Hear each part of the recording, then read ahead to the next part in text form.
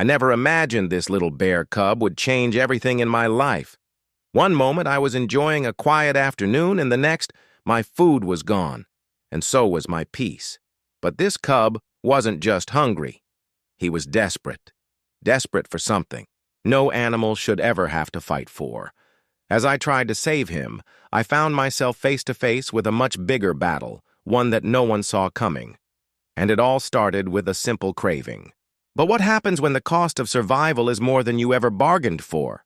Stick around to find out. It was a peaceful morning when I first met him, the bear cub who would turn my world upside down. I had just moved to this remote cabin, in the woods, hoping for a quiet, simple life away from the noise of the city.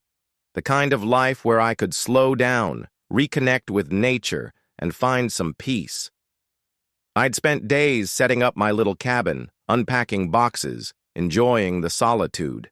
But every morning I'd hear the rustling in the trees, the soft growls and distant calls. The wildlife was there, just beyond the tree line, and I was content to let them stay out of sight. But that morning, something was different. It was just a small bear cub, no older than a few months, stumbling out of the woods and into my yard. He was scrawny, his fur matted, and his eyes wide with hunger. At first I thought maybe he was just curious, until he saw my breakfast on the porch. In that instant, the game changed. This wasn't just an innocent animal, this was a creature in desperate need, and I couldn't look away. Little did I know, this encounter would lead me into a world I wasn't prepared for, one where survival meant far more than food. The cub came back the next day, and the day after that. Each time he was a little bolder, a little braver, and more desperate. I couldn't ignore him anymore. He was no longer just a curious animal. He was a starving creature fighting for survival in a world that didn't care. But I was still torn. On one hand, I knew I couldn't just watch him suffer.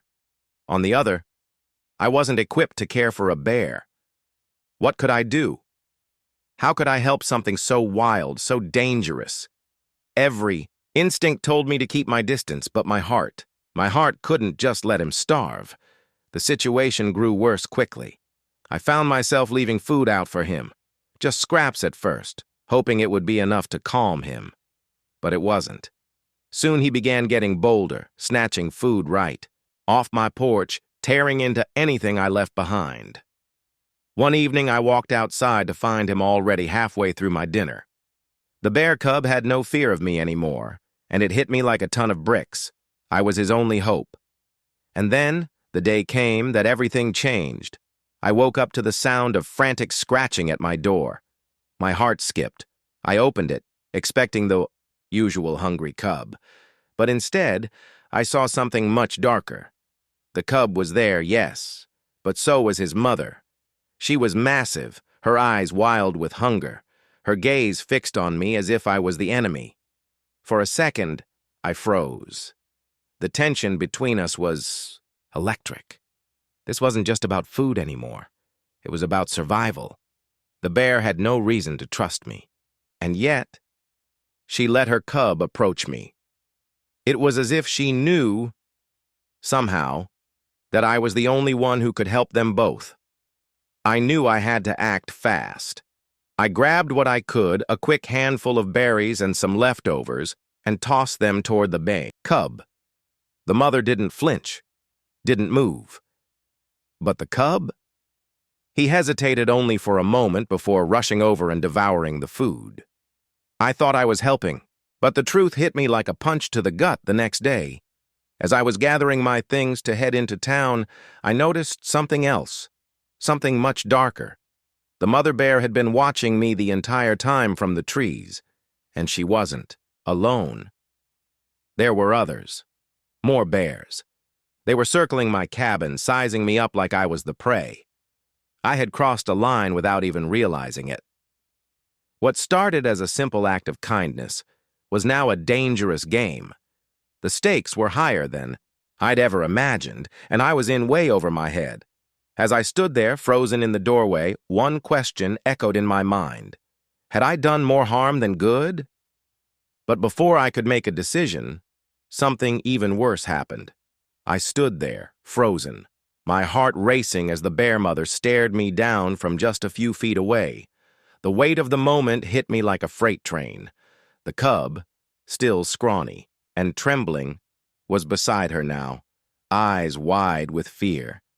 I had tried to help, tried to be kind, but I had no idea what I was up against.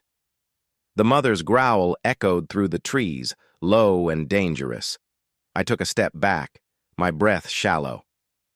I knew that one wrong move, one wrong gesture could cost me everything. But what choice did I have? They were hungry, desperate, and I was the only one around. Then, with a sudden roar, the mother lunged forward. It was like time stopped. I barely registered the movement before I was on the ground, the bear's powerful paws pushing me into the dirt. My heart pounded in my ears as I struggled, panic taking over. I could feel the heat of her breath, the sharpness of her claws as they scraped my skin. But it wasn't her that terrified me the most in that moment. It was the look in the cub's eyes. Fear, desperation, a reflection of everything I had seen in this world. The hunger for survival, the desperation to live.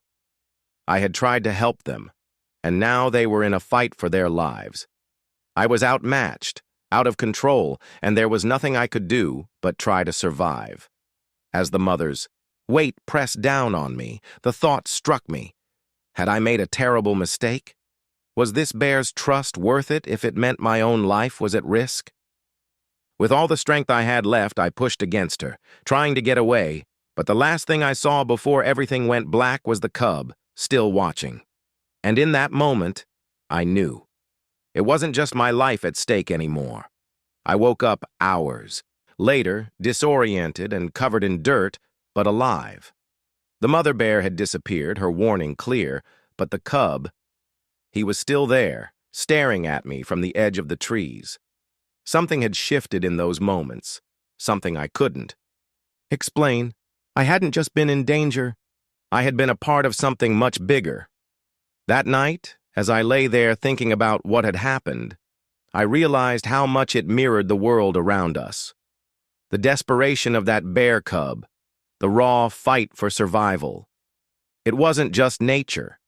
It was a reflection of everything we turn a blind eye to, the inequalities and struggles that often go unnoticed. Like the cub, many of us live in a world where every day is a fight just to have enough, just to be seen, just to survive. I made a choice after that day, not just to protect myself, but to protect them too. I built a safe space, not just for the cub, but for all the animals who needed it. I found ways to coexist, to give them the chance to live without fear. And in doing so, I learned something about humanity, about compassion, and what it truly means to be a protector. It's easy to look away, to ignore the suffering that happens right in front of us. But the real question is, how many lives, how many chances are we willing to let slip through our fingers before we act? We can all be part of the change. We all have a role to play in protecting those who need it most. It's time to stop watching from the sidelines, because the fight for survival isn't just a story about animals, it's a story about us. And it's up to us whether we let it be one we regret.